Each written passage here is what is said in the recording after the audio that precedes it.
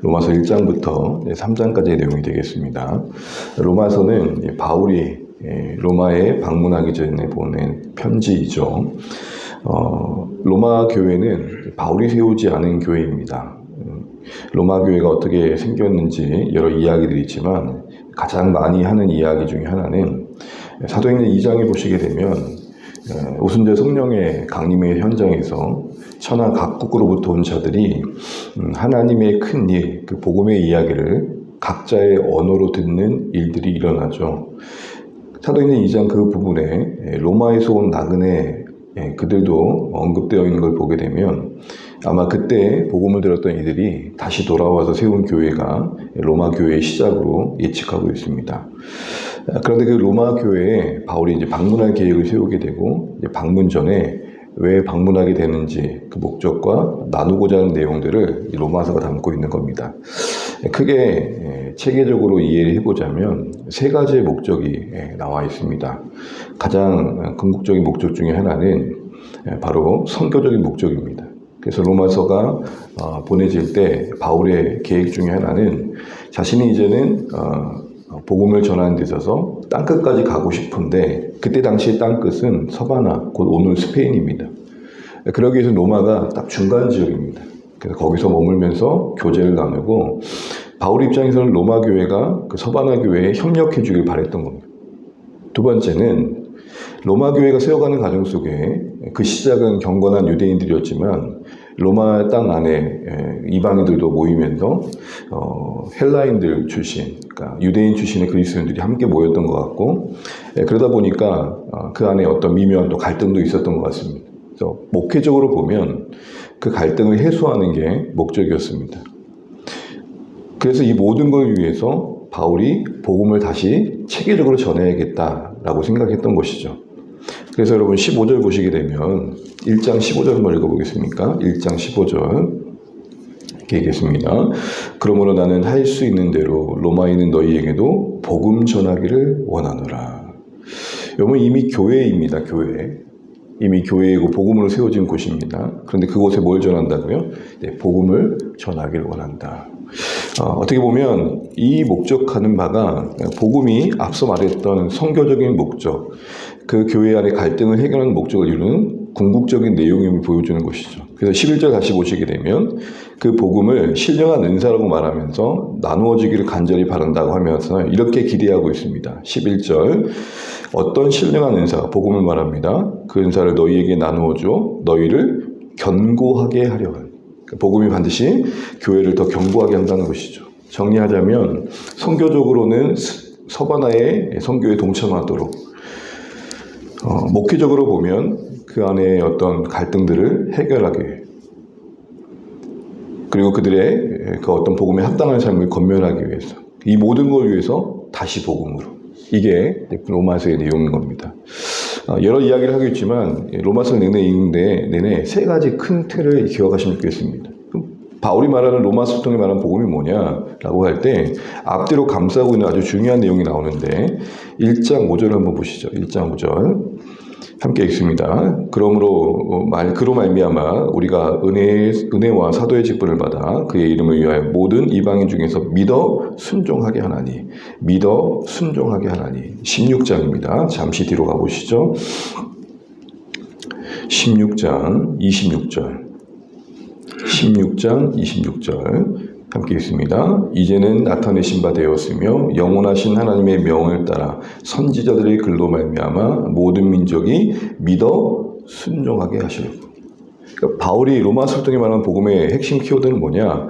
믿어 순종하게 하는 겁니다. 믿는다는 것은 이신칭의의 믿음을 말합니다. 바울이 로마서 통해 말하는 복음은 믿음으로 의로워지는 겁니다. 의로워진다는 건 의인이 되는 것을 말하고 하나님 앞에 설 자격을 얻는 것을 말합니다.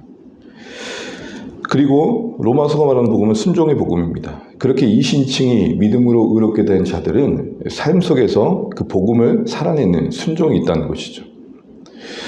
세 번째로 복음에 대해서 말하면서 바울은 이렇게 말합니다. 이 모든 게 하나님의 은혜입니다. 그래서 마지막 16장을 보시게 되면 27절 이어서 한번 읽어보겠습니다. 26절 하반절 그 신비의 계시부터 시작. 그 신비의 계시를 따라 된 것이니 이 복음으로 너희를 능히 권고하게 하실 지혜로우신 하나님께 예수 그리스도로 말미암아 영광이 세세무궁하도록 있을지어다. 아멘. 이 복음으로 너희를 능히 경고하게 하실 지혜로우신 하나님. 그러니 믿음으로 의롭게 된 것도 은혜요. 의롭게 된 이들이 그 믿음에 합당하게 살아가는 것도 은혜요. 칭의도 은혜요. 성화도 은혜요. 그로 인해 영광스럽게 되는 것도 은혜다라는 겁니다.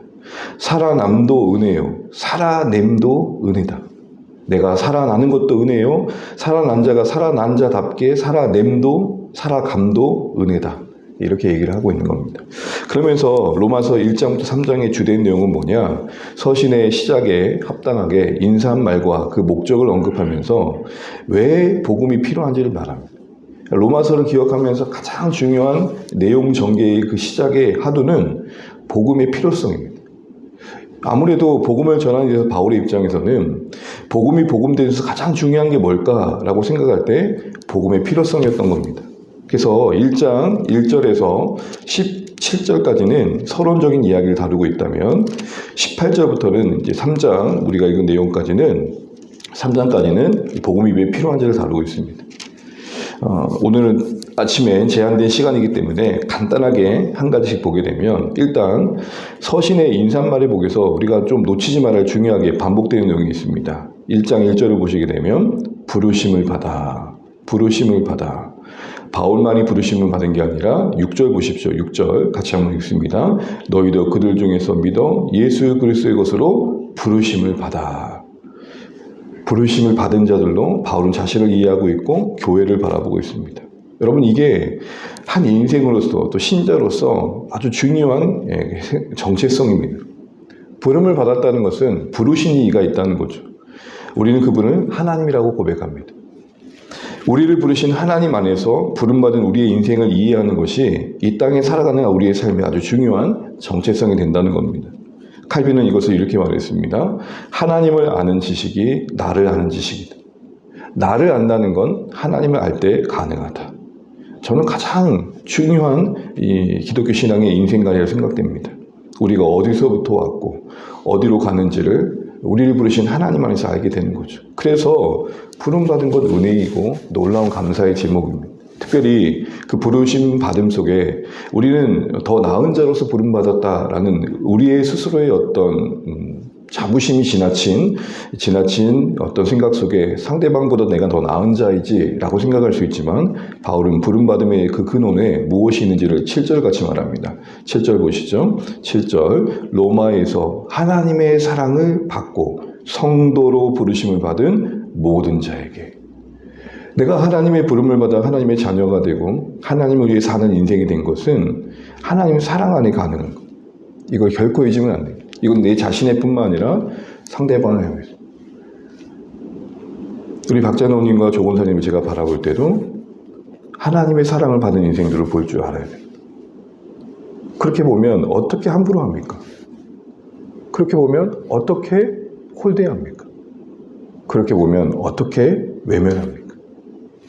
그리고 나서 로마의 방문의 계획의 목적을 복음이라고 말을 하고 나서 18절 이후에 내용이 나오는데요.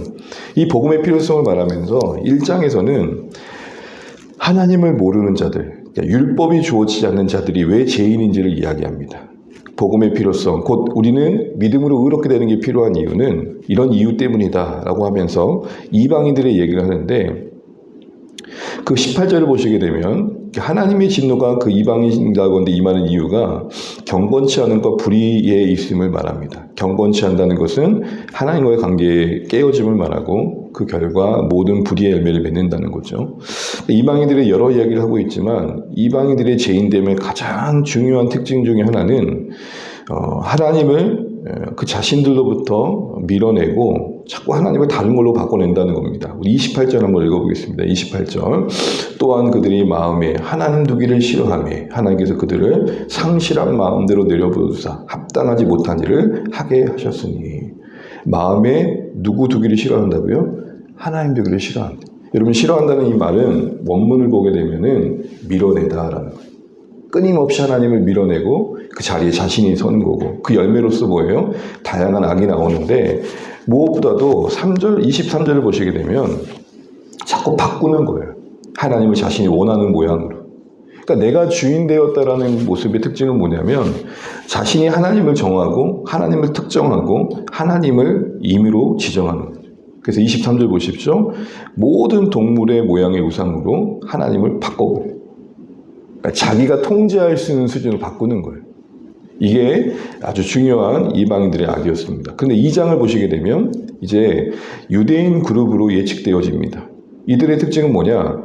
이방인들은 하나님을 아는 게 없다고 생각하고 있지만 사실은 그들 안에 이미 하나님을 알 만한 지식을 주셨고 자연을 통해 하나님을 보여주셨지만 그럼에도 불구하고 끊임없이 하나님을 밀어내고 그 자리에 자신이 서서 하나님이 아닌 것들을 하나님으로 만들고 하나님 그분을 우상으로 깎아내리는 그런 모습을 보이고 있다면, 이 장의 유대인들은 특징이 뭐냐? 1절에 잘 나와 있습니다. 1절 한번 읽어보겠습니다. 그러므로 남을 판단하는 사람아, 누구를 막론하고 내가 핑계하지 못할 것은 남을 판단하는 것으로 네가 너를 정죄함이니 판단은 내가 같은 일을 행함이라. 판단하는 사람이 그들의 특징입니다. 자신들은 하나님의 율법을 알고 있기 때문에 더 높은 수준에 있고, 그렇지 못한 자들은 다 교훈의 대상이고 인도해야 할 대상이고 배워야 할 대상으로 여기면서 자신들을 높인 거죠. 문제는 뭐냐? 그런 판단하는 위치에 있는 그들이 같은 일을 하고도 모른다는 겁니다. 기만하고 있고 착각하고 있는 것이죠. 그러면서 11절 보시게 되면 외모로 사람들을 차별했던 겁니다. 끊임없이 사람을 판단하면서 나누고 특별히 이방인들을 향해서는 저 지옥의 불쏘시기라고 하면서 멸시했던 거죠. 이들도 하나님의 율법을 안다면서는 특별한 면이 있었지만 그 하나님을 아는 지식이 그들을 바꾸지 못하고 오히려 사람들을 깎아내리고 판단하는 자리에 서게 했다는 측면에서는 죄 없음에 예외가 되지 않는다는 거죠. 그들의 가장 문제점은 뭐냐? 20절에 나옵니다. 20절 보시게 되면 판단하는 자리에 있으면서 스스로를 대단한 자로 여기는 거예요. 스스로를 하나님 앞에서 대단하게 여기는 겁니다. 그러면서도 하지 말라는 걸 하고 있죠. 그러면 마지막 3장에 이렇게 바울은 결론을 내립니다. 3장 읽고 마치겠습니다. 3장 20절에서 23절, 24절까지 읽고 마치겠습니다. 그러므로 율법의 행위로 그의 앞에 의롭다 하심을 얻을 육체가 없나니 율법으로는 죄를 깨달음이니라. 이제는 율법 외에 하나님의 한 의가 나타났으니 율법과 선지자들에게 증거를 받은 것이라. 곧 예수 그리스도를 믿음으로 말미암아 모든 민자에게 미치는 하나님의 은이 차별이 없느니라. 모든 사람이 죄를 범하였음에 하나님의 영광에 이르지 못하더니 그리스도 예수 안에 있는 성령으로 말미암아 하나님의 은혜로 값없이 의롭다 하심을 얻은 자 되었느니라. 아멘. 오늘 복음의 필요성을 절실하게 이야기하면서 이방인 그룹은 이방인 그룹대로, 하나님을 안다고 하는 유대인은 유대인 그룹대로 어느 누구 하나 하나님 앞에 자신의 죄를 깊이 깨닫고 하나님의 은혜를 예수 안에서 구하지 않아도 되는 인생은 아무도 없다, 이렇게 말하는 겁니다. 이런 면에서 우리가 더 겸손해져야 되고, 또 이런 면에서 우리가 은혜 받은 자로서 우리가 받은 복음의 필요성을 얼마나 절실히 느끼며 감사하고 있는지를 깨달아야 됩니다. 바울이 왜 복음을 체계적으로 전하면서 복음이 우리에게 필요한지를 절실하게 말하고 있는지를 알아야 됩니다. 쉽게 말하면 이렇습니다. 복음, 곧 좋은 소식이 되려면 우리가 얼마나 나쁜 소식 가운데 있는지를 알아야 됩니다. 그게 뭡니까? 이방인이든 유대인이든 하나님 앞에 죄인으로서 심판 아래에 있다는, 그 진노 아래에 있는 우리가 구원할 길은 예수 그리스도를 믿는 은혜 외에는 없다. 이 절실한 복음의 선언이 우리 귓가에 들려지고 그 은혜를 나누는 자로 살아가기를 결단할 수 있는 로마서의 여정 되시기를 간절히 바랍니다. 기도하겠습니다.